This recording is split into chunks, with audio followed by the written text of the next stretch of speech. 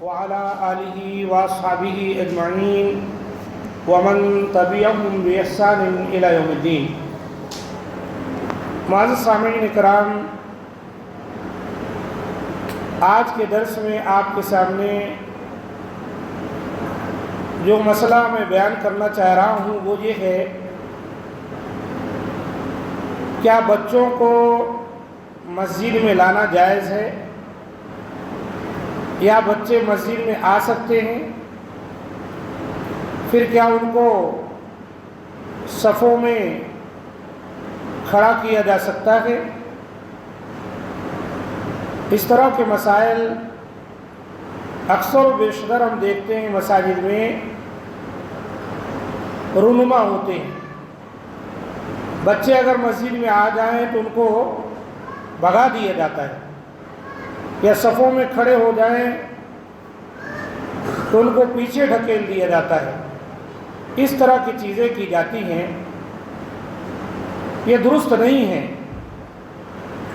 بچے، جیسا کہ نبی صلی اللہ علیہ وآلہ وسلم کا ارشاد ہے، مروا اولادکم بالصلاۃ وہم ابناء 7 سنین، کہ تمہارے بچے جب 7 سال کے ہو جائیں تو تم ان کو نماز پڑھنے کا حکم دو۔ وَضْرِبُوهُمْ عَلَيْهَا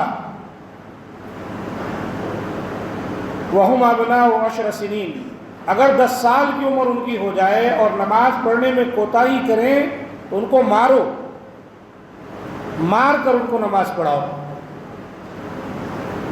بچوں کو بچپن سے اسی لیے تربیت کا حکم دیا گیا تاکہ بڑے ہونے کے بعد نماز کی ادائیگی میں انہیں کسی قسم کی دشواری نہ ہو، اور ساتھ ساتھ یہ بھی کہ بڑے جو ہیں، سرپرست جو ہیں، وہ بھی نماز کے پابند بنے۔ جب وہ اپنے بچوں کو تعلیم دیں گے تو خود بھی اس پر ان کا عمل ہوگا۔ لہذا بچوں کو صفوں سے نکالنا، بھگانا، یہ کسی بھی طرح درست نہیں۔ اگر وہ 7 سال کی عمر کو پہنچ گئے ہیں، 10 سال کے ہیں، 11-12 سال کے ہیں، تو یقیناً وہ اس لائق ہے کہ مسجد میں لایا جائے، سرپرست انہیں لائے، اپنے ساتھ کھڑا کرے، یا انہیں بچوں کی ایک صف کی صورت میں کھڑا کر دیا جائے۔ لیکن دیکھا یہ جاتا ہے کہ اگر بچے ہی کھڑے ہو جائیں تو اور زیادہ جھگڑا کرتے، اس لیے ان کو مختلف انداز سے صفوں میں ادھر ادھر کھڑا کر لیا جائے تو یہ سب سے بہتر ہے، ان کی تربیت بھی ہوگی۔ البتہ یہ بات ضرور ہے کہ نبی صلی اللہ علیہ وآلہ وسلم کے ایک ارشاد سے یہ بات ثابت ہوتی ہے، وہ یہ کہ آپ صلی اللہ علیہ وسلم نے فرمایا، لِيَلَنِي مِنْكُمْ أُولُو الْأَحْلَامِ وَالنُّهَى ثُمَّ الَّذِينَ يَلُونَهُمْ ثُمَّ الَّذِينَ يَلُونَهُمْ، کہ اللہ کے رسول نے فرمایا وہ لوگ جو بالغ اور عقل مند ہیں میرے قریب رہیں، پھر جو ان سے قریب ہیں، پھر جو ان سے قریب ہیں۔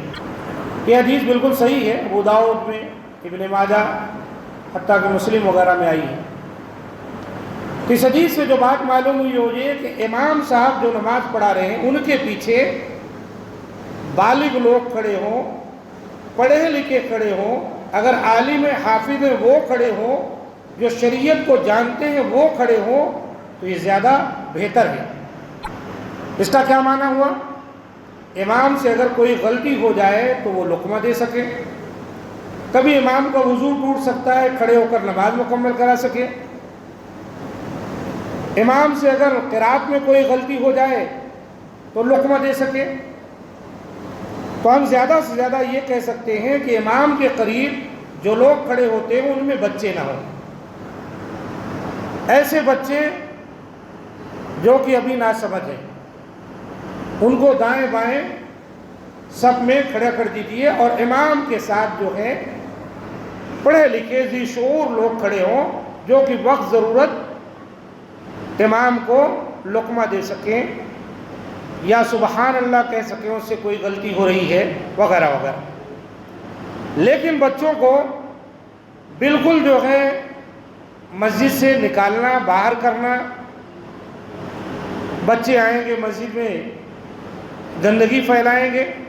اگرچہ بچے اتنے چھوٹے ہیں کہ واقعی وہ بالکل شعور کو نہیں پہنچے، پیشاب پاخانہ کر سکتے ہیں، تو یقیناً ایسے بچوں سے مساجد کو بچانی چاہیے، یا کم سے کم ان کو جب لا رہے ہیں تو ان چیزوں سے وہ محفوظ ہوں کہ مسجد ان کی وجہ سے گندی نہ ہو، اس کا خیال کریں. لیکن اگر بچے شعور کو پہنچ گئے ہیں، 10 11 12 سال 13 14 سال، ہم ان کو بچہ ہی سمجھ رہے ہیں، وہ بچے نہیں ہیں بلکہ وہ اب سمجھدار ہو گئے، بلکہ وہ بلوغت کو پہنچ گئے. 11 12 سال کے بعد بچے بالغ ہو جاتے. ایسے بچوں کو ہکالنا، بھگانا، ان کے ساتھ جھڑکی دینا یا انہیں ڈانٹنا پھٹکارنا، یہ تو اخلاق سے گری ہوئی حرکت ہے، کوئی بھی شخص کر رہا ہو. اس لیے کہ بچے کہاں سے تعلیم حاصل کریں گے؟ آپ موجود ہیں، بچے مسجد میں آئیں گے، یہیں سے حاصل کریں گے. کچھ غلطی ہوگی آپ ان کو سمجھائیں گے. لہذا بچوں کے ساتھ ایسا معاملہ نہیں کرنا چاہیے. بچوں کو اپنے ساتھ کھڑے کرنا چاہیے، ان کو تربیت کرنی چاہیے. مطلق طور پر جو لوگ بچوں کو منع کرتے ہیں جو مسجد میں نہ آئیں، ان کی باتیں اپنی جگہ درست نہیں، بلکہ احناف کی کتابوں میں بھی یہ بات درج ہے کہ بچوں کو بالکل مسجد میں آنے سے منع نہ کیا جائے. جو شرائط بیان کی گئی، انہی شرطوں کے ساتھ بچے آئیں، ان کی تربیت کی جائے. بس زیادہ سے زیادہ جو بات ہے وہ اتنی ہے کہ امام کے قریب جو ہے ذی شعور لوگ کھڑے ہوں، بچوں کو دائیں بائیں کھڑے کر دیں. پہلی سب سے بچوں کو نکال دینا، بچوں کے الگ سے سب بنانا کہ وہ لڑیں جھگڑیں، یا بچوں کو جو ہے جھڑکی دینا، یہ تمام چیزیں اخلاق سے گری ہوئی باتیں ہیں. ایسا نہیں کرنا چاہیے. ایسا کریں گے تو ہمارے بچے تربیت کہاں حاصل کریں گے؟ اللہ تعالی ہم تمام کو سچی سمجھ دے. اس سلسلے میں بہت ساری باتیں ہیں، لیکن چونکہ ہمارا درس مختصر ہی رہتا ہے اور اس اختصار سے بات سمجھ میں آ گئی تو ہمارے لیے یہی اتنی باتیں کافی ہیں. اللہ تعالیٰ سے دعا ہے کہ مولا کریم ہم تمام کو ان باتوں کو سمجھ کر اس کے مطابق عمل کی توفیق دے. ھذا ما عندی. سبحان ربک رب العزۃ عما یصفون وسلام علی المرسلین والحمد